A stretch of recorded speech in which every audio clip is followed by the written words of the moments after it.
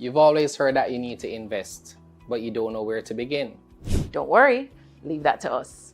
We've been teaching people how to invest for the last 8 years and have helped over 45,000 people get started with investing in a simple way. And now we've made the process even easier by creating a course that teaches you how to get started investing in 5 simple steps. And it's called our L.E.A.R.N method. Before you invest, you need to 1. Look at your financial position. 2. Establish your personal goals. 3. Assess your investment options. 4. Research the best options for you. And 5. Normalize investing regularly. With these 5 easy steps, you can start your investment journey with confidence and clarity. But wait, there's more. We've created templates and resources to help you take action right away. After this course, you will know how much you have to invest, your investment targets and timelines, and how to invest to achieve your goals. Register now at learngrowinvestclub.com. All right, hope everybody is doing well. Today we're going to be going through how to understand and read a profit and loss statement. Now, this is one of the statements that helps you to understand whether or not the business that you're investing in is making any money, right? Because you certainly don't want to be investing in a stock and you don't know the state of the company's income, right? So just as how, for example, I like to say that the profit and loss is like the pay slip for the company, right? So just like you get your pay slip and you see what your net salary is, the profit and loss statement is the pay slip for the company. And so it tells us, how much the company has left after that period, that year, that quarter, whatever period it is going for. And so that's what we're going to go through here tonight. And we're going to use Atlantic Hardware as our example, right? So I'm not going to really explain what you're seeing on the page here. I'm going to go straight to the statement, but I'm just going to show you, for those who are beginners, how to access this statement. So on the instrument summary page for the Jamaica Stock Exchange, we have the name of the company here. And to the right, we have really 3 places that we can see statements, right? Quarterly financials, annual reports, or audited financials, right? So quarterly financials is one of the places that I like to start, especially if I'm not sure what stage of reporting the company is in. It could be their first quarter, second quarter, I'm not sure. So I click on the quarterly financials first, and then here I should be seeing their quarterly financial statement. So in this case, we're seeing their third quarter ended September, so that means their fourth quarter is what is out now in terms of the latest one, because this was just a few days ago. So once we click on this, it should bring us to the statement. Click on that, and it will bring us to that, right? So I already had it opened up. That's why it's going straight here. So I'm going to break down the basics of what to look for when you're looking at this statement. This is one of the 3 statements, or maybe 4 statements, that you usually see in a quarterly report. And so it says here, statement of comprehensive income, also known as profit and loss statement. But they've since started calling it the statement of comprehensive income a few years back, I believe. And we usually see for the period, right? So you can see these statements at the end of every quarter, at the end of every year, in the annual report, etc., etc. So it should tell you when it's for, right? Because if we're looking at a statement 5 years ago, it's not going to be relevant in terms of being timely enough to make a decision now, right? The next step is that it's broken down into quarters and years, right? So there's typically a quarter versus quarter comparison between this year and last. So the quarter ended 31st of December versus quarter ended 31st of December 2024, right? So you're seeing 2025, 2024, and that's to help you to understand how the company would have performed last year versus this year, right? And then the next part, we typically see the audited financials for the previous year. Now, it really depends on whether or not this company has the report, the stage of the company, etc. And then they're showing you here the unaudited numbers for the entire year, because of course the last quarter was their fourth quarter. So you're able to see quickly how the company performed on a year-over-year basis and then a quarter-over-quarter basis. All right, so that's how it's standard. Some companies may do it slightly different, where if this was like maybe the 9 months, they would show a Q3, and then 9 months 2025, 9 months 2024, things like that, right? So it really depends on where we are on the reporting cycle. And then now I'll go through these line items, but I'll jump over to PowerPoint to show you that part, because I want to break it down in a particular way. So the way to think about the statement, it really comes down to helping you to understand the company's profit position, right? And I stripped it down here because I don't want some persons to get distracted by the numbers and start to get confused, right? So everything is really centered around profit, as I mentioned before. So the goal is to understand net profit, but you have different levels of profit that are above that, and then it all starts with the company's sales or revenues, right? So revenue, sales, turnover, it's called any one of those three things. Or depending on the type of company, they may just refer to it as like maybe interest income or fee income. It really just depends, right? But there is always a source of revenue or sales, and then there are a list of expenses. And depending on the level of profit we're at, we'll see the relevant expenses, right? So for example, for top line or revenue, we want to know cost of goods sold, and then that gives us the first level of profit, which is the gross profit, right? So that's a company's first level of profit. It helps us to understand how profitable they are in relation to their direct source of revenues and their cost of goods sold, right? And cost of goods sold can be raw material. So in Atlantic's case, cost of goods sold can be their cost for acquiring the items that they're reselling, all right? After that, we look at operating expenses. Now, these are the expenses that are generated in terms of, daily operations of the business. That's why they're called operating expenses, all right? So these could be admin costs, sales costs, distribution costs. You may have things like depreciation and so on, right? So that's what we have here. So of course, that gives us a next line of profit called operating profit. So we take operating expenses from our gross profit. That gives us our operating profit. And then next, we look at any interest expenses the company may have, right? So if they have any financing costs, any loans that they have to repay, that is their interest expense. So when a company has maybe, let's say, a bond, or they've taken a loan from the bank, whether a long-term loan or short-term loan, that's an interest expense, right? Then after you take out your interest expense, we have what we call our pre-tax profit.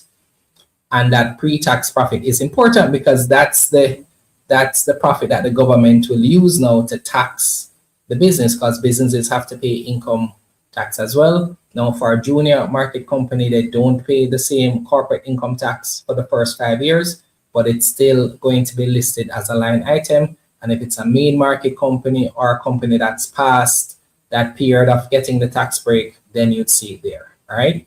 So this would make sense also if you run a business, to understand that after you take out all of your expenses, you still have to pay income tax for that business as well, all right? And then after you take out that income tax, we get what's called the net profit, or what we call total comprehensive income, because of course we're looking at the statement of comprehensive income.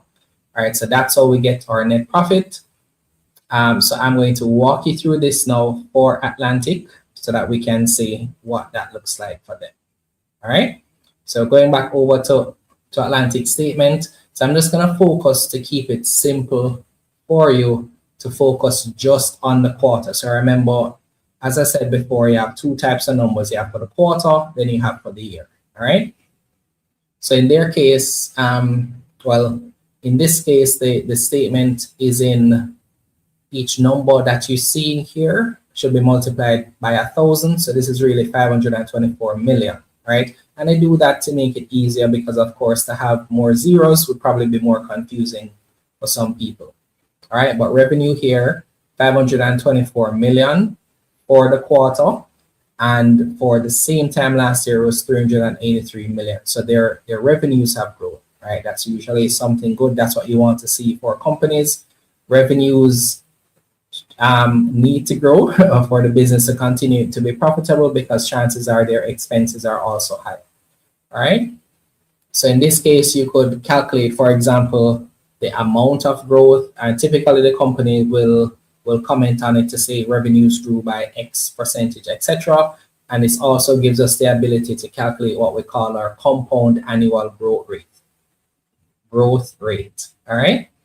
So next we have the cost of goods sold, or cost of sales, as is listed here, and that's 374 million. Right. That means their direct costs of generating these revenues is 374 million. So they have to deduct the two, and that gives you 150 million, their gross profit. All right, so that gross profit is higher. So in this case, this is something to note here, right? They've generated about this looks like 140 million more in revenues, right, compared to the same quarter last year, but their cost of sales also grew. And so they're left with 17 million more gross profit than the same quarter last year, right? So that's something, if we were doing any deep analysis into this, of course, that would stand out to me. So that's one of the things I notice here, all right? So we have the first level of profit, so we move on. In some cases, some companies may have other income. Now, usually this is explained in like the audited numbers, etc. So you can see the details of what really constitutes other income, or it may be in the notes for the quarterly statements. I'm not going to check, but typically will show you what that other income entails. Either way, that amounts to $3.1 million. So they've listed it here. And then they have their selling, general, and administrative expenses. Now, sometimes this is broken out, but you can have it under one category, and that's fine too. All right. So in that case, those expenses are 85 million. And so we want to deduct this from the sum of these two, right? So we add other income to gross profit, and then we deduct the 85 million, which gives us our second level of profit, which is our operating profit. All right, so this will be 67 million, and this is a profit that the company makes through their normal operations, right? So or after they take out their daily expenses, salaries, distribution costs, so on, they have 67 million in profit, right? So remember, that's the second level.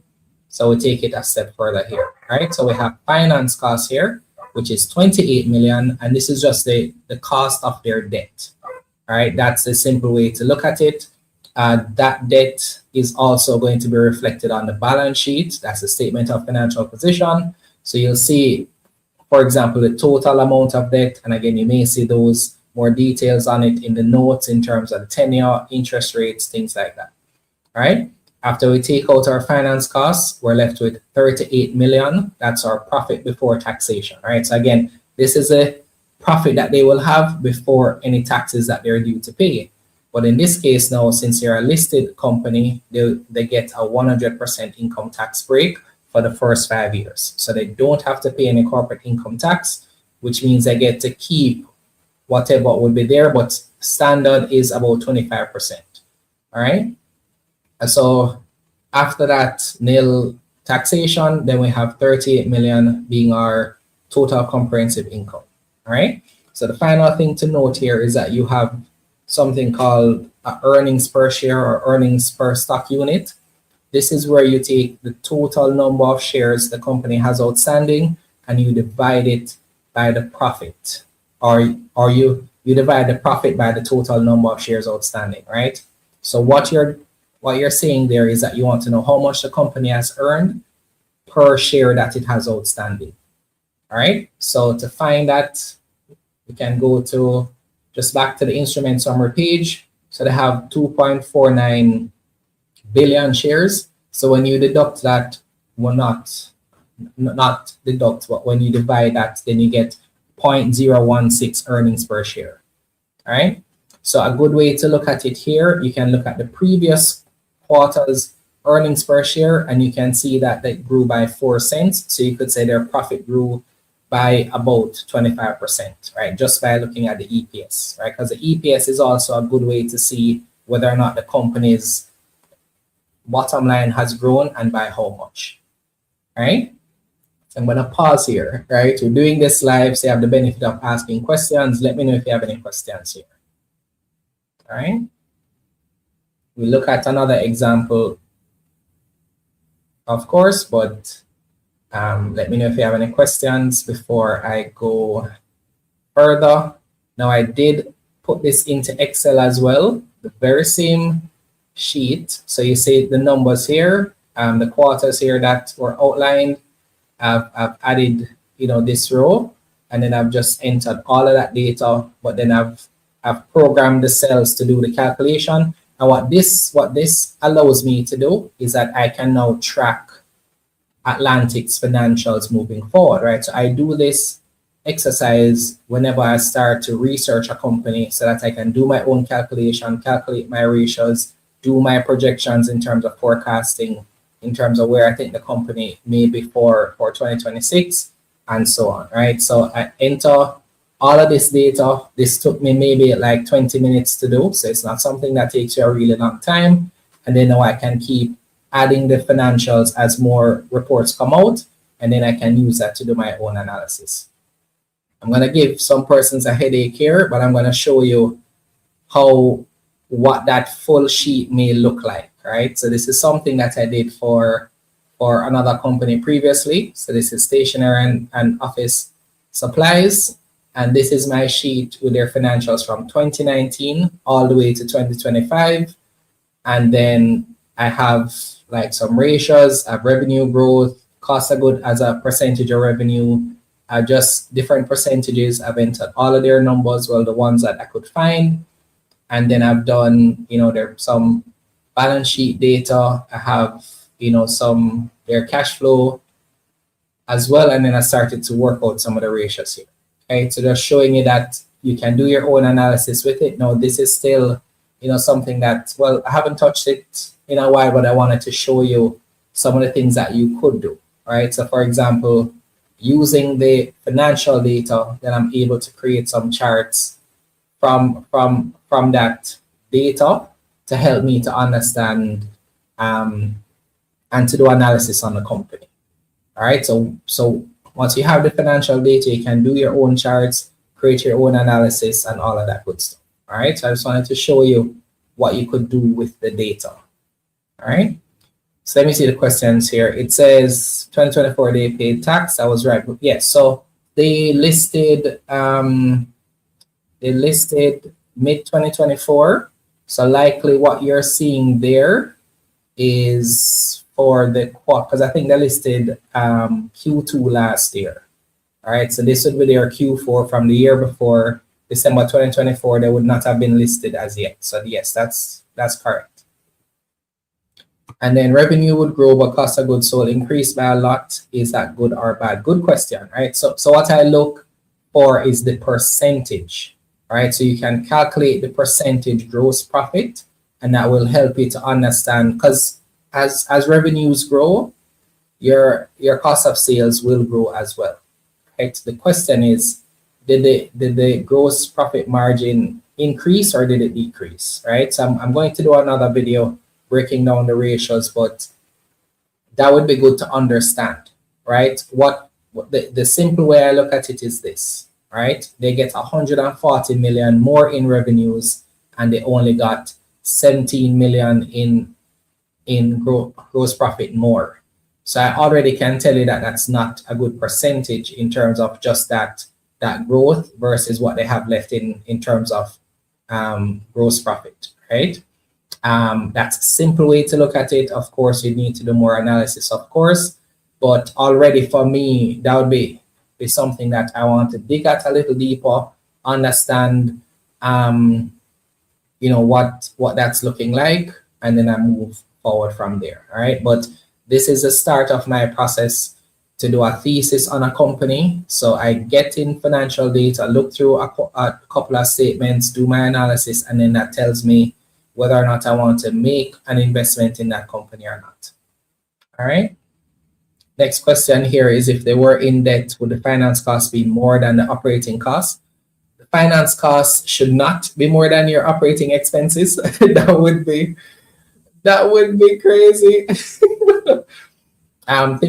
Think about operating expenses as like your salaries, your rental, cost for your drivers, cost for your stationery, things like that, cost for your marketing, things like that. So if your finance costs are more than your operating expenses, that would not be a good sign, right? It means you're paying more in debt than it costs you to run your business. You typically shouldn't see that, but you do want to look for a high finance cost or whether or not the debt is a burden. Now, in their case, the number has gone down, right? They paid 40 million last year in debt. They're paying 28 million in this quarter. And we can see for the whole year, they would have paid for 2024 144 million in finance costs, and for this year they paid 180 million. So it is going down. That's certainly a good sign. And of course, we know they would have gotten the IPO to clear some of that debt. So the debt costs, the finance costs should be going down. All right. Why other income negative for 2024? All right. So the thing is, what that probably just means, I know I'm not sure what it is for them, but it could just mean that whatever the source is for that other income, it generated a loss, right? So for example, let's say that LGI started to sell merch, right? It's not our core business. We provide financial education, and let's say we started to sell hats and shirts and so on. We bought some shirts, but we had to pay a lot for customs, and we had to pay so much to ship it, etc. We may generate a loss from selling shirts. Whenever we sell shirts and we make a profit, it's shown as other income, but whenever we make a loss from the shirts, it's shown as a negative for the other income as well. So that's how you can think about that. And again, usually you can check the notes to see if there are any details there. I didn't check that. Let me see. Well, I'm not seeing anything, right? So not every company puts the notes for the numbers. Some do, some don't. So in this case, we won't be able to get that explanation unless maybe we look at either the audited financials or maybe the annual report. All right, next question is, are dividends paid in a particular quarter also included in the expense? So the dividends would not be in the expenses here, right? But great question. So you typically see dividends in the cash flow statement. So the cash flow statement is the next one here. But I get why you're asking that, right? Because dividends are an expense to the company. So look here, usually see this is a cash flow statement. So cash flows from financing activities. This is where that you'd see dividends paid, right? So for example, their IPO funds are here. We don't see any dividends paid. So this is where you normally see it in the statement of cash flows. All right. Typically what companies will do, so now depending on how they pay dividends, some companies wait until after they have their audited numbers before they would declare a dividend. Some companies, if they're paying dividend on a quarter by quarter basis, then they may look at the numbers first, then they announce something. But you can be guided by a company's dividend policy to let you know how they treat with that. All right. Levine says, means you probably shouldn't be in that business. You're talking LGI and merch. I mean, we're thinking of starting back the merch business. Who knows? I think we have a large enough community now where persons may want to buy some LGI merch, but you guys can let me know. All right. I see a question here on Instagram, right? So the person says that, say that 2024 there was some tax deducted. In this case, they would be, because they weren't listed in 2024, so they would still owe corporate income tax for that year. So that's why we see 6 million here. That is there for them, because they would need to pay that for 2024. All right. So that's Ricky on IG, and Trendsetter saying good job, thank you, and Ricky saying always something to learn. Hey, that's why we're called Learn, Grow, Invest. If you're not learning, then you're not on the right channel. All right. Oh yeah, man, Samuel, it does say special dividend. The point I was highlighting is that that's where the dividends would would reflect, right? And if you notice, there was no amount that was shown for the special dividend, right? That number was blank. So they didn't pay a special dividend, right? Since they've been listed, they have not announced a dividend. All right, hopefully that helps. But I was just explaining it for Lawrence, who was asking where the dividends would likely be included. And this is why it's usually not there, Lawrence, because we're typically going to pay dividends from retained earnings. So it's going to be a past quarter's earnings or a past year earnings that dividends are paid from. Some companies, even if they're announcing a dividend for this quarter, it will likely be from the quarter before funds that it's coming from. All right, hopefully that helps. All right. Is it good to say that once earnings per share increases then all is well, or do you still need to go through each line item? Great question. All right. So I'm going to confess something, right? And this is something that a bit of a shorthand for me. It's always good to read through the report. Now, but let's say that I have a growth stock and I'm looking to see if this growth stock can continue to grow, right? Or is growing in the way that I projected. If I look at the EPS and the EPS is down, chances are for a growth stock, that stock is maybe going to decline for that quarter, right? Because if investors were expecting it to make a profit and it doesn't, you may see just like a 5% sometimes, you may see some sell down of shares or some decrease in the price of shares, right? Because there are some companies, the smaller companies, the growth companies, investors expect them to grow at a certain pace, right? So we see some companies with like a negative EPS. Negative EPS means you'd have made a loss, all right?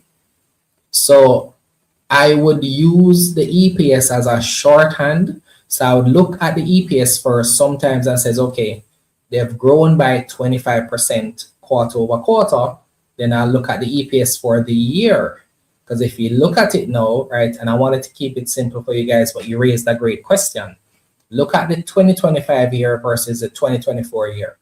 The 2024 year, they had an EPS of 0.56. But 2025, they have an EPS of 0.04.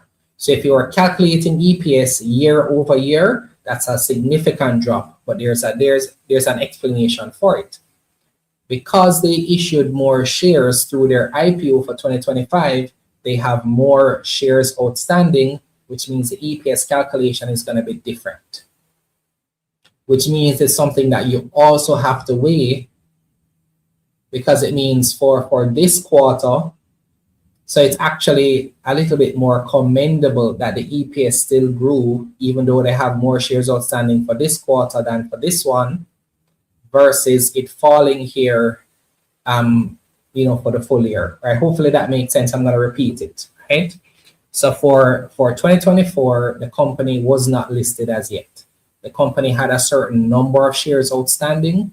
So the EPS calculation for 2024 would be based on those shares. Either way, the EPS came out to 0.56. Now for 2025, they listed, right? So even though the profit is more, the number of shares outstanding is also more, which means the EPS comes out to a lower number, even though the profit is more, because it's not the same shares that would be outstanding between 2024 and 2025. Hopefully that makes sense, right? So for example, if they had 1 million shares here, I know they have 2 million, the EPS will be calculated to a different number because it's a different number of shares, all right?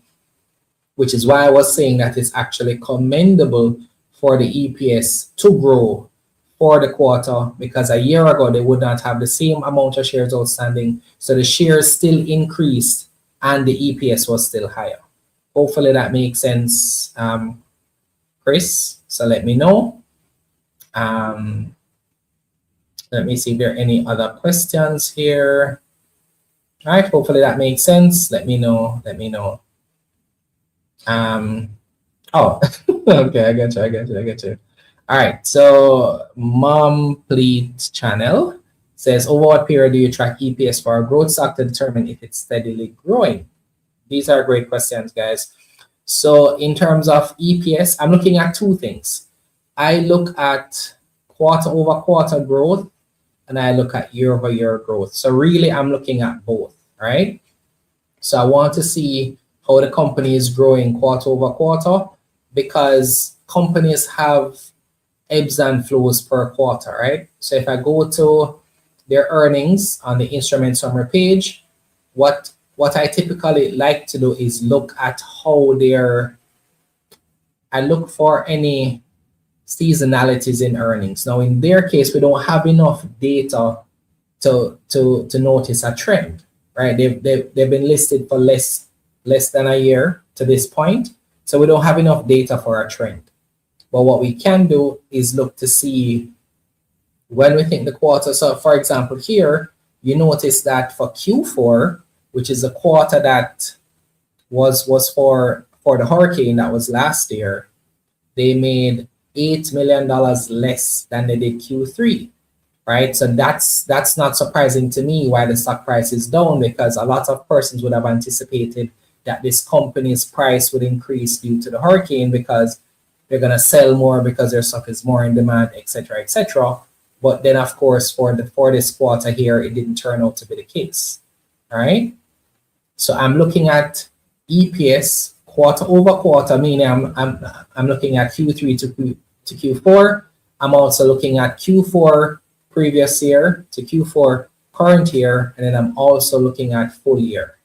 All right, hopefully that makes sense. So all of it is important.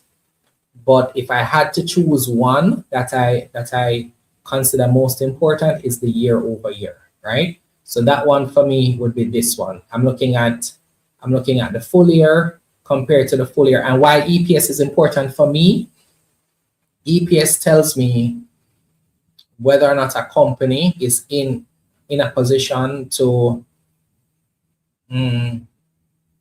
all right, let me pause that for now. I don't want to get too technical for this video, but the annual one is more important for me, and so that's where I typically focus. All right, I'm trying not to add too many layers in this one video because I want to keep this 101. All right, when the numbers are inside the brackets, does it mean it's negative? That is correct, and that's why I actually do mine like this. Right, so the things that are in red are negative. So that's why I typically do it in Excel. So guys, I do everything in terms of my analysis in Excel, because this now, let's say that I wanted to project a certain amount of growth for the company. Let's say that I want to calculate the growth for the business in terms of 20%. I can use this data, multiply it by 20%, and then calculate the percentage for the expenses to see how to do a forecast for them for 2026 based on their 2024 to 2025 growth. Hopefully that makes sense, right? So there is a percentage growth that they would have had between this year and this year. And then everything in terms of expenses has a percentage as it relates to revenue, right? Again, let me just show you a preview of that, right? So when I did the SOS financials, right, back when I was trying to decide whether or not I want to buy the company, you see you have here revenue growth. So from between 2019 to 2020, revenues decreased by 20%. Then revenues grew 16%, then it grew 55%, then it grew 11%, and then 8%. What this tells me, I would not be surprised if during 2022, their stock price grew, even without looking at the stock price data, right? Because this amount of growth will typically mean bottom line grows as well, right? Then we have cost of goods sold as a percentage of revenue. So we can calculate how much is the cost of goods sold as a percentage of revenue, how much are the admin expenses as a percentage of revenue, selling expenses as a percent of revenue, and so on. So this data allows me to do a forecast. All right. Hopefully that makes sense. And for those my level 2 and level 3 members who are watching this, I know I promised they will be doing forecasting soon, so you'll get to see that in more detail. All right. So Chris says, yes, you understand. Thank you. I meant in terms of trend analysis, do you track? Okay, so ideally for me, I want at minimum 3 years of data, but it would depend, right? And let me tell you what I mean here. Let's say it's a brand new company, so I can't get 5 years. I'm looking at a couple of things, right? So for example, if I'm analyzing a company now, I'm going to look at their Q4 differently because Q4 was Hurricane Melissa. Let's say that I was looking at a company between 2019 and 2022 or 2023. I look at 2020 differently because it was a pandemic, right? So I want to have as much data as I can, but it still needs to be relevant data. I don't necessarily want to go too far back if the economic climate has changed to a certain point where the number will become almost meaningless, right? So for example, I don't go back to 10 years, right? 10 years ago won't help me, right? Different climate, different country, different inflation rate, different market forces. 5 years is enough for me, but just understand that a lot of things have been different in the last 5 years. So in some cases, you want to go as far back as you can, but for me, usually 3 to 5 years is more than enough. All right. All right, final call for questions here. Let me know if you have any questions before we wrap this one up. Now just to kind of a recap of this thing here. All right. Don't see any questions. Let me jump back into the slides here. So this again is an overview of the profit and loss statement. So we have here revenue, which is the value for all the sales of their product or service. In the case of companies like Dollar Financial, it would be their interest income from the loans that they disperse, right? So that's revenue. That's what we call top line. Then we have cost of goods sold, which is known as our direct cost. So that's the cost of generating that revenue. Then we have our first line of profit, which is calculated as our revenues minus our cost of goods sold. So that's what we call gross profit. Then we have our expenses from operations. That's our operating expenses. These are the expenses that we have just from doing business. Then we have next our operating profit. That's our gross profit minus our operating expenses. Then we have any interest payments, right? This is our finance costs, our cost of debt, things like that. Then that gives us our pre-tax profit. That's our operating profit minus our interest expenses. And then that gives us the amount that we're going to have now that's taxable or that income tax will be generated off. In case of junior market companies, they have a break for the first 5 years and then 50% up to 10 years between years 5 and 10. And then I think 25% up to year 15, I believe. I'm a little bit cloudy on that right now. And then finally, we have net profit or net income, right? And this is what the earnings per share is calculated from. All right. How do you know what currency the numbers are reported in? Great question. Let me show you. Usually shows it here. You see that J dollar here, J dollar, right? So for example, some companies do report in USD. So like KP REIT, I think you have Cygnus USD, you have TransJamaica that does their reporting in USD, etc. So some companies do report in USD, right? But it should show you at the top. All right. All right, guys, I hope this session was helpful for you. Thank you for being here. I hope everybody again is doing well. So I will close off this video here now because I don't see any more questions. Okay.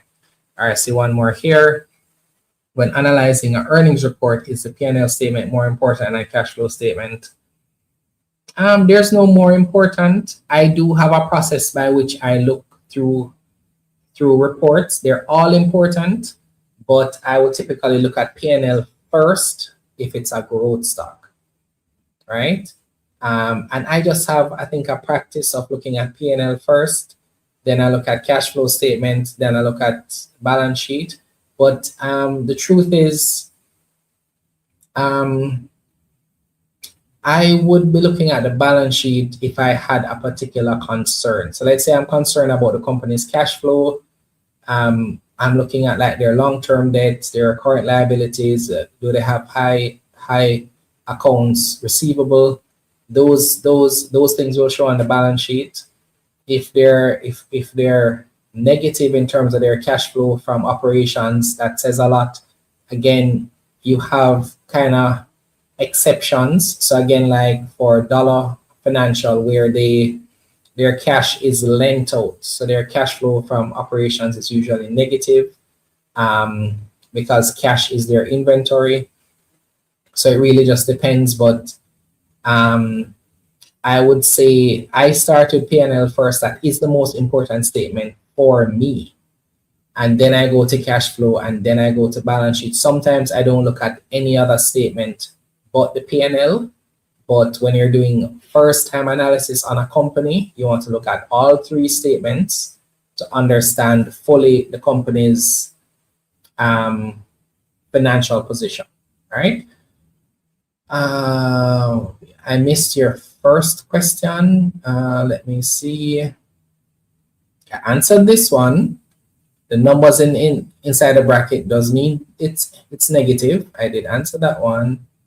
I'm not seeing any other for you. Maybe you stepped away. All right. You're there, accusing me of missing your question, and I answered both your questions. So let me know, Stace, if that answers your question. All right. So thank you. All right. So let me just kind of, tie things together before I close out here. So here's one of the things I usually hear, right? I usually hear, Jermaine, I'm not a numbers person. I don't like math. I don't this, I don't that. If you're going to take up your money, your hard-earned money, to invest in a company, you want to understand the numbers, right? The reason why I refer to it as a company's payslip, it's just like you look at your payslip, you have your different deductions. Some persons don't even take the time to understand how the deductions are calculated. I look at my payslip every month. I will look at how much my net salary is first, but then I'm looking at the deductions. Are they consistent? Has the numbers changed? I have an Excel sheet to calculate my salary as well, because if I plug in those numbers and it comes up to something different than what my payslip shows, I want to be able to make a query, right? I have this thing with me where I'm always trying to validate the data, and you would not believe how many times I'm doing my Excel analysis and I notice that the company's reporting is actually incorrect. Because when I do the calculations, sometimes I get a different number than they have, right? Meaning, so let's say some companies report their gross profit incorrectly because what they have for revenue versus what they have for cost of goods sold, the numbers don't match. And so sometimes I get to pick this up early. Sometimes companies will release like updates to their statements and things like that. But this is something that I can pick up usually earlier than most, because I'm putting the data, like I'm typing the data myself, I'm calculating it to see if it comes up, right? So if I know nothing about accounting, what is key to look for first? I pretty much walk you through how to look at it in a very non-technical way, right? So you don't need to understand accounting. You just need to understand that there are different levels. There's one source of income, and that's your revenues, that's your sales. The rest are different levels of profit that come after the different tiers of expenses. So that's all really, right? So you don't need to know accounting. Now, accounting would help you, but it's not necessary here. All right. Yes, I've seen it. Listen, the errors are there, right? So you want to just do your own research, in the sense that you really want to pay attention to the numbers. You don't need to be a master of the numbers, but again, you're taking up money and investing in a company. you want to know if they're profitable or not. You want to read the report.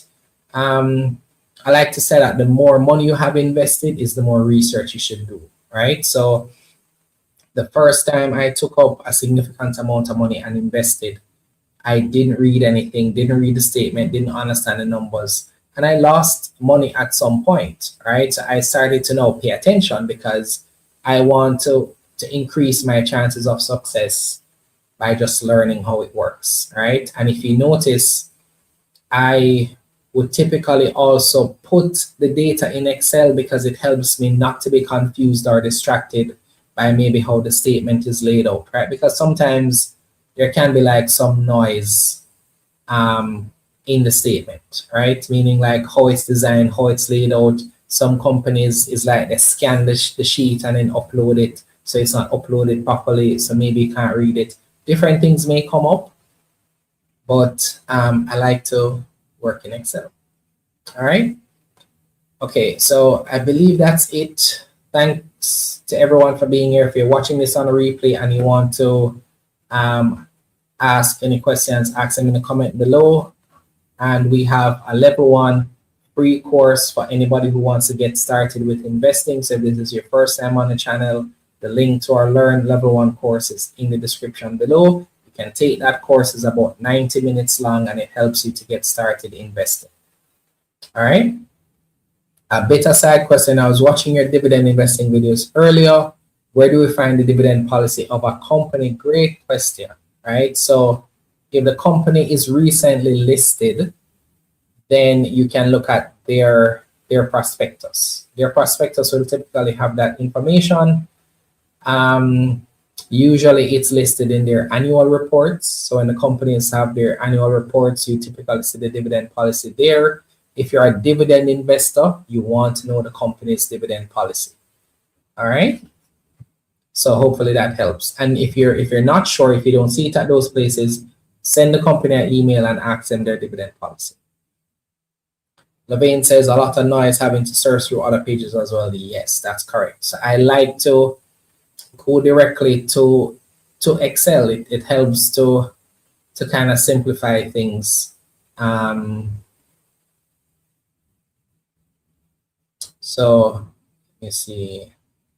I like, guys, just tell me if, I mean, for those who are afraid of numbers, to me, this is simple to look at, right? I could even do this if I wanted to make my analysis very simple. This, I'm just looking at two rows. If you want to, if you really don't understand, just look at one column at a time, right? So you can now use this in a simple way. Just if the entire statement intimidates you, just look at it in a simple way like this. Learn how to do the calculation so that you can understand it, but it's not like you need to do it to the extent that I do it, but you should at least understand the companies that you are investing in. All right. You are welcome, Sharon. Hope you are well.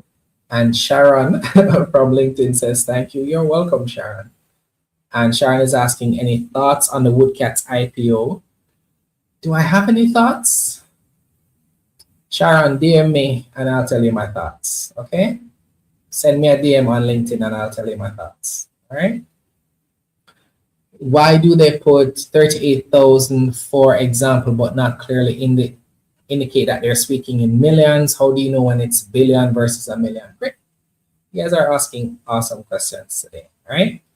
So let me show you that. So it really comes down to how the numbers are reported. It will typically show you here, right? So in this case, I know it's millions because it shows the 3 zeros here. But I've seen some reports that you may have the number in millions and then they have like a number like 1,000 something, which means that it would be a $1 billion, right? So some of the larger companies, depending on how big the number is. So really they do it in this way, Stace, to make it easier to read, right? So for example, if you saw this number being $1 billion, just just imagine 3 more zeros at the end of every number. The page may look a little crowded. It may be harder for some persons to read. That's why they do it this way, but it depends on how big the number is. It's typically acceptable to have a million here and then the 3 zeros here, but it depends. Different reports do it differently, but they will always tell you, they're obligated to tell you the format that the numbers are coming in. All right, so just look at the top first. Just have this practice to look at the top. So it will first tell you the period, and then right under the headings here, it will show you that it's in Jamaican dollars and you multiply it by 1,000. All right. On the JSE, do IPOs list and start trading before you are notified of your allotment as a successful applicant? Great question. All right. So these questions are not really related to our topic, but I'll get through them as quickly as I can. So how it works is that you typically have first it opens, which you've gone for Woodcats, then it closes, which you've gone through. The basis of allotment, I believe, is 6 to 10 business days. I don't remember if it's 6 or 10, one of those. Then after you have the basis of allotment, you will have the listing ceremony. At the listing ceremony, the shares can now be traded, right? So opening first, closing follows, basis of allotment, then listing, then trading, right? So that's how it works. So that's the order in which it comes. So you're going to know how many shares you get this week or early next week. You will also, the only thing you may not get before it starts trading is your refund. It really depends on the platform you use, how you paid for it, etc., etc. Usually refunds are processed, and the IPO prospectus will tell you how long those things will take. All right. And those days are just an estimate. I mean, sometimes I see them take longer, sometimes it goes quicker. Really just depends on how efficient the company is. All right. Or the broker is, rather, not the company. All right, everyone. So well, it says 10 days. LE.A.R.N says 10 days after closing. And I've been trying to close this video for a while now. So check out this video. Let me share one thing with you that may help you before I go.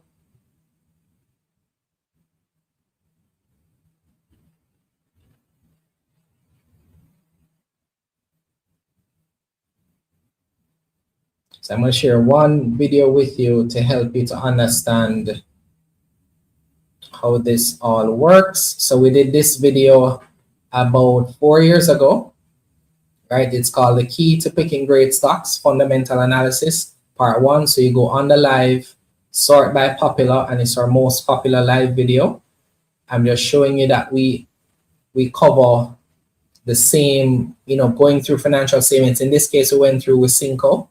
So we looked at their profit and loss statement, we looked at their income statement, we looked at their cash flow statement.